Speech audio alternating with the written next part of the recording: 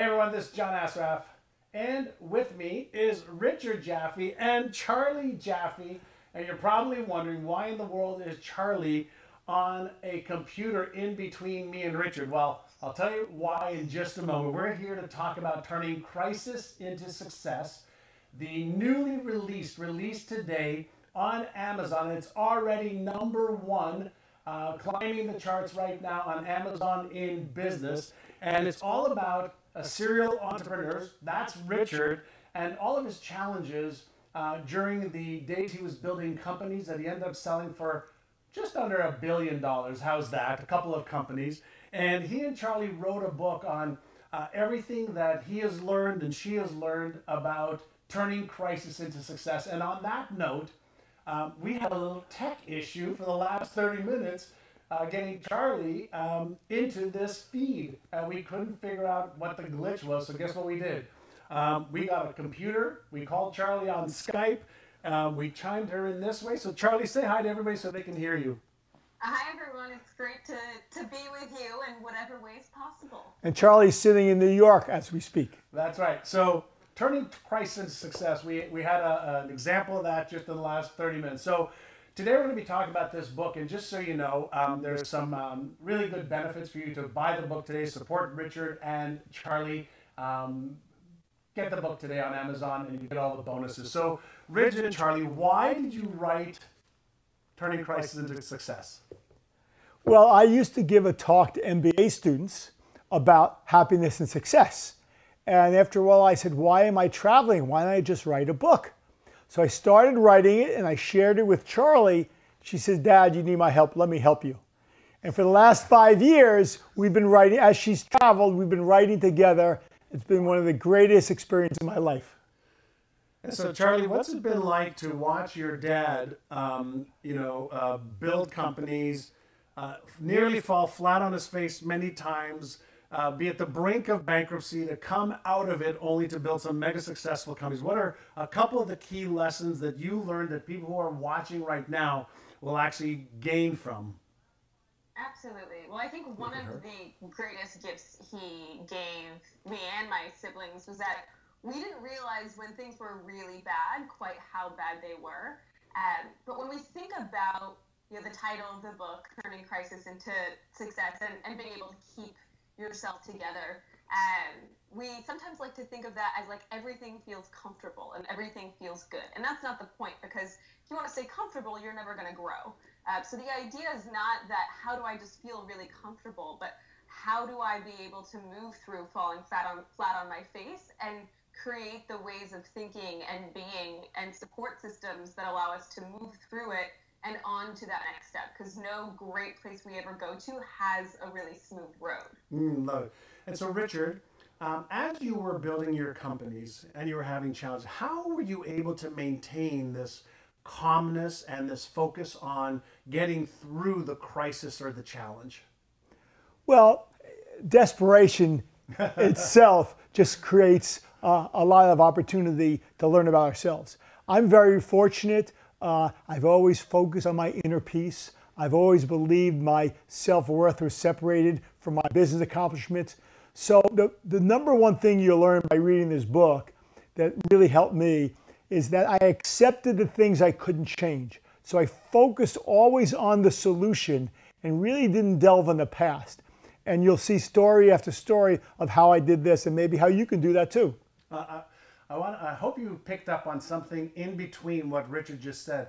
I separated my self-worth, who I am, from my business success or even failure. How, Charly, let me go to you on this. Yeah.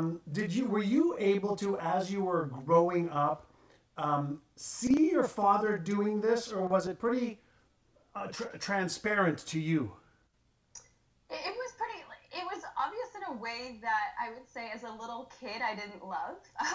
When we would get upset, he would be like, I'm sorry you're choosing to feel angry. There was just so much, which by the way does not work great for preteens and teenagers, but I've grown up to really appreciate his ways of thinking and being. And for a lot of us, I know for me, it didn't come quite as naturally as it did for him. So one of the things that I was really wanted to make sure we did was say, okay, how do we build these muscles, because a lot of this was really intuitive for him. And so that's in our framework for thriving guide that we built out. I really kind of stopped and said, how was I able to learn these things that he naturally tended to do? And so that's really, I think, the big key, is that it can be more intuitive for some people, but this is also definitely a skill that can be built through different practices. Love it. My saying I used to tell the kids, which they really didn't like, was if you do not like the way you feel. If you do not like the way you feel,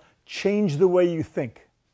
Love it. So for those of you that just joined us, I'm here with Richard and Charly Jaffe talking about turning crisis into success.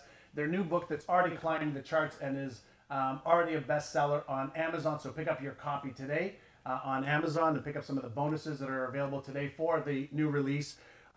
Something that you just both said around, if you don't like the way you're feeling, change the way you think. Charly, I'm going to go to you for this one. That's a lot easier said than done for most people, right? Because, I mean, it's tough. You know, we're feeling lousy or shitty. Challenges are happening in our business, whether, you know, we're underfunded or things are happening with vendors or with customers that aren't to our taste. How have you specifically used some of the lessons? I'm going to show you your own book, the lessons in the book to help you in your thriving career and life right now.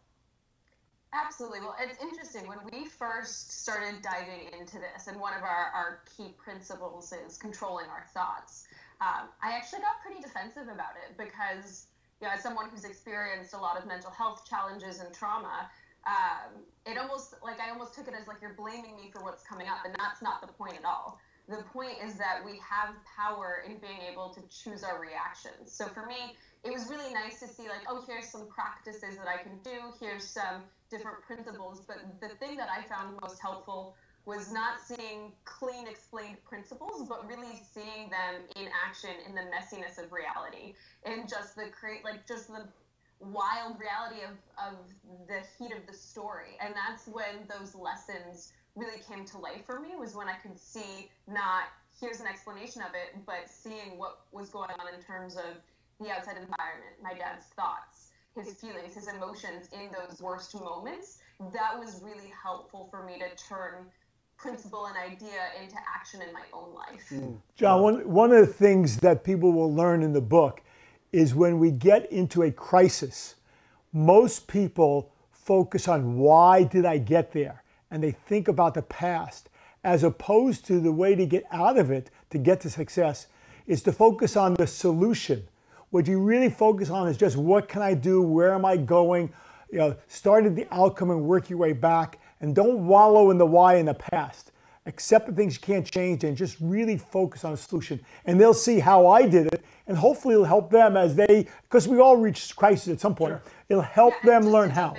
Like, to give an actual, like, tangible example of this, when I was about 6 months old, my brother was 3, my dad was $10 million in debt, getting foreclosure notices. The crisis was very much real. And so that's one of those examples where, I mean, you can tell, so part of the story, Dad, you were the one experiencing it, but it's not like he never had those moments of, I'm a failure. There was experience of wallowing, but there's the ability to move out of it. I think that people will have to read the book to get the whole story. But the lesson that they'll learn is that once we pull ourselves out, and it could take an hour, a day, a week, a month, but we don't make real progress until we accept it and move on. Love it. So when you two wrote this book, who was it written for? Who specifically were you thinking, you know, this book is for whatever? If you just joined us talking about turning crisis to success, brand new book on Amazon today. It's already climbing the charts. Pick up your copy. So who is this exactly for? Is it for the wannabe entrepreneur that's thinking about starting a business, or for somebody who already has a business and looking to thrive? Well, the good news is it's really for everybody. We all go through crisis. It started when I gave talks to MBA students, okay, at business schools. And then as I talked to Charly, she talked about, Dad, teach me, my friends, how do we keep our emotional stability through crisis? And that's really what people can learn, or maybe they can see and maybe to try and learn. And then from there, it expanded on to my friends. And really, it's for whoever wants it, whoever goes through crisis. I would say also, so one of the things that really drew me to it was I saw that myself and so many of my friends in going after our dreams were getting really burnt out. And looking back at my dad's history, I saw that he could go hard for so long and not burn out, and I couldn't pull apart why, and I wanted to be able to emulate that. So I would say it's really for anyone who has big goals, big dreams, whether that's running a business, whether it's expanding your family with more of a sense of calm, whether it's a cause or a mission you want to bring to the world. If you have something that you want to do and it feels like it's more than you have capacity for, and you're aiming to expand your capacity for impact and growth, that's really what this is for. Love it. One of the things that I know with what we do here at NeuroGym is the solutions exist, and one of our jobs as human beings is to know how to remove the obstacles, right? Remove the obstacles that are in the way. And so some of the obstacles we have are, mindset obstacles, emotional obstacles, strategical obstacles. And when you're focusing on learning what are the obstacles and then how do I remove them, that's one of the greatest keys and lessons you could teach somebody, which is, I know a lot of, in this book as well, is you focused on, I know I've got a challenge, I know I've got a crisis, and then all the energy goes to, here are 1 or 2 or 3 ways to solve it. John, what you'll see in the book is in every single crisis, I didn't solve it by myself. I said, who can help me? How can I reach out? Though I couldn't see the answer at the time, I reached out to people who might help. And that's really important when we get in crisis, we feel all alone and isolated, is to open up our thinking, not be ashamed of what's going on, focus on the solutions, say, who can help me? Love that. Charlie, he mentioned something that just struck my bells, not be ashamed to ask for help, right? And I'd imagine, sometimes as whether it's a teen or, an adult in your 20s and 30s, sometimes asking for help can be hard. Did you ever find that? Absolutely. So I would say, one of the things, writing this book has brought me so much closer with my dad in general. But I would say the thing that brought me closest to my parents was, I had been in a really bad accident, and I came very close to dying a couple of times. And after that, I really struggled in terms of my mental health, and I had never done that before. And so for me, I had such a hard time acknowledging that and reaching out for help, because there was a part of my identity that was like, if I ask for help, that makes me weak, and I'm the strong person. Whereas I think in reality, and what we kind of see in the book is, asking for help is actually an incredible sign of strength. It shows that our identity isn't based on these external things, and that we're really willing to acknowledge those deeper aspects of ourselves. But even more than that, it was only once I really shared with my parents and asked for their help that our relationship we were always close, but it just went exponentially deeper and closer and stronger. And it's been one of the greatest gifts of my life to have such a close relationship with them, which only really came through asking for help. And it's actually sort of similar to my dad and his dad. We wrote this book together, but my dad built his business with his father. So the parent-child relationship is, I think, a really beautiful one. And asking for help, both the child to the parent and the parent to the child, can be such a powerful force for good within that. I love it. I'm curious, the people that are watching right now, how many of you resonate with having a hard time asking for help? I know I used to believe when I was younger that asking for help, as you said, Charlie, is a sign of weakness. It means I'm not good enough, I'm not smart enough, I can't figure it out on my own, which is really directly related to my self-esteem and self-worth. And then what I realized is you're never going to be good at everything. Exactly. And asking for help is actually a strength and a sign of more power and more self-worth and self-esteem. Exactly. Did you have a hard time when you were building your first company with your father, asking for help, or were you taught to ask for help? I don't think I was ever taught. I had enough self-confidence that if I didn't know something, I asked.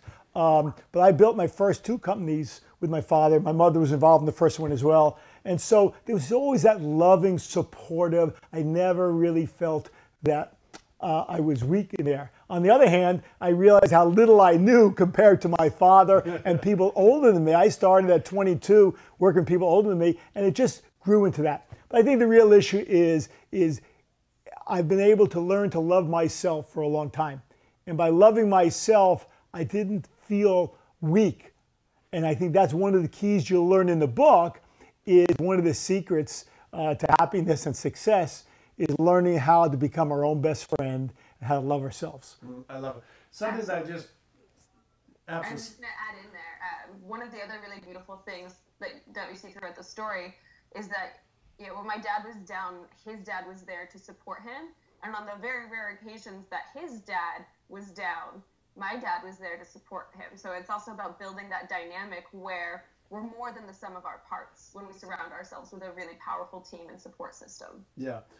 Something I was reading, I was glancing while the book was on the counter, is on the cover is Steve Kerr, the head coach of the Golden State Warriors, one of the most successful basketball teams ever. And he was a great basketball player also at the Phoenix Suns before he took this position. He says, a riveting exploration into the emotional roller coaster of entrepreneurship and how we can utilize challenges to fuel love and fulfillment in every aspect of life. The one thing that I loved when I was reading this book was that it's not just for entrepreneurs. The lessons in the world of Richard Jaffe and Charlie writing this together, all of the lessons within there that came out of that is really what this book is about. So this isn't a book on step one to building your business's marketing and sales. This is the furthest thing from that. It's about all of the stuff that comes up as every entrepreneur goes through building their company and their life. And that's what I loved about it. That's why I wanted to get behind this and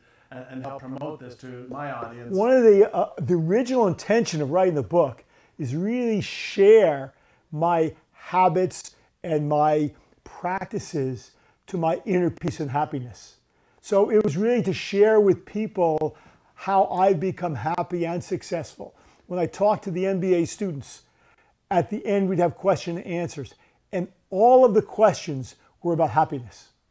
And I published a book of poetry called Inner Peace and Happiness, Reflections that Grow Your Soul. And everybody kept asking questions about happiness. People would tell me how to be successful, but help me learn how to be happy. And that was the instigation of why I thought I should write a book and share the lessons that have worked for me. Great. So let's go to you, Charlie.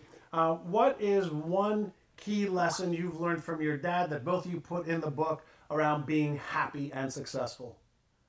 Absolutely. So I would say one of the biggest pieces and a really big shift in how I approached my own life through my career is that we can often think that there are two different paths. There's like my personal fulfillment and my professional career, happiness and professional success, and that they're these different things. And when my dad started to look into this more and we started to work on this, we found that's just not true. It all starts in our mindset. And when we invest in our mind and our personal fulfillment, it benefits our professional side as well. And when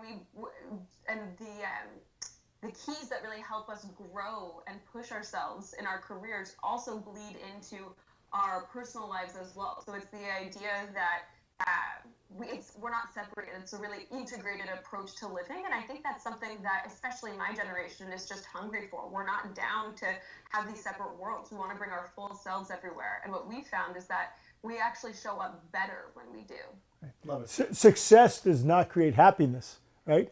Happiness creates success. Ooh, success does not create happiness. Happiness creates success. Something you mentioned just a moment ago was around, you have practices, rituals. What is or what are one or two of your practices that have really led you to be happy and successful? Well, firstly, I've been meditating for over 45 years, so I meditate daily, which has created some calm and has allowed me, didn't give me any answers, it didn't find solutions, but it's kept me to be a little more calm and look at things. I have a gratitude practice where I give thanks every day for the blessings in our life, which was hard at times where the world was crashing down, but something. And I have a forgiveness practice, okay, where I try and forgive, okay, because those are really the blessings in life that really allow us to share our emotions, to be one with ourselves. Those are three practices, we talk about. So there, meditation and mindfulness is the rave now, and gratitude and forgiveness. Those are all great, grounding principles. Charlie, do you participate in those three practices, or do you have a different daily practice? Yeah, I would say those three are pretty huge foundations in my life that not only changed, my mindset, but also I found really changed my physical health as well at a pretty profound level. The other thing that I would add to that is just almost a reframing in how I view discomfort. I think our instinct can often be to run away from it, or to numb it, or to obsess over it, to really let it drive us. Instead, the way I like to look at it is as a teacher. So if something's uncomfortable, it's a sign that it needs attention. It's a sign that there's lessons there. And so to see that as an opportunity for learning and for growth, maybe one I don't enjoy very much, but still an opportunity rather as something to try and avoid or run from, has really changed it a lot, because when we bury those things, they don't go away. They just drive us without us noticing them. So being able to shift my perspective on that has bled into every aspect of life as well. So I love what she says, when she feels discomfort, it means be aware of it. And then it sounds like, Charlie, discomfort is a go sign for you, not a stop sign. Well, it's actually a teacher. Exactly. So how specifically, Richard, is discomfort a teacher? Well, we are uncomfortable because things are happening that we don't want. Okay? And so we have to learn to accept them and find the lessons. I've always learned that bad things happen to me in life because I have lessons to learn. And once I learn those lessons, they stop and other bad things happen. So it's a surprise. So things are going to happen to me. And life is not about what happens to us. Life is more learning how to respond, not to react to things that come towards us that we don't want. And when things come, if we observe them, we respond in our own time, we then disperse them and move on. And if we react poorly, okay, they keep happening over and over again. Love it. And so do you two believe that your daily, let's say, meditative practice, mindfulness practices allow you to be aware and respond more versus react more? Charlie? Absolutely. And I would say that for me, that was also a huge sense of power, because there's so much that we don't control. And there was a lot that happened in my life that I really didn't like and I really couldn't control. So for those of us who have these things that are immovable, that are sort of realities, it's about looking at, okay, well, what can I control? And for me, being able to take that power and to own that, that was a really powerful first step. And then after that, it allowed the hard things to bloom. It really allowed me to take hard things and allow them to shift and be really the fertilizer for something I couldn't have even imagined when they first showed up.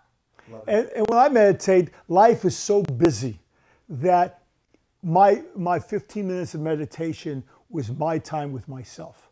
So I really met myself, engaged my essence. The rest of the day was crazy. I was working 20 hours a day, but I really rewarded myself with 15 minutes of just my own love, my own self. And so it didn't answer any problems, but it just gave me that peace and calm that really helped me through some of the toughest times I've had. Love it. I'm going to ask you this final question for both of you. And here's the question.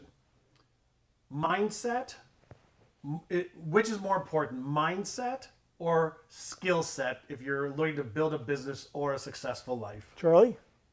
Absolutely. I would say, and I'm pretty certain my dad agrees with this as well, is mindset. And one of the things that he always says is, I'd rather have good technology and great people than great technology and good people. It reminds me of a quote that Charles Darwin had actually pointed to when we look at evolution. And he noted, it's not the strongest or the fastest, I can't remember the exact wording, of the species that survives. It's those who have the greatest ability to change. And so when our mindset allows that, scientifically, evolutionarily, that's what pushes the species forward.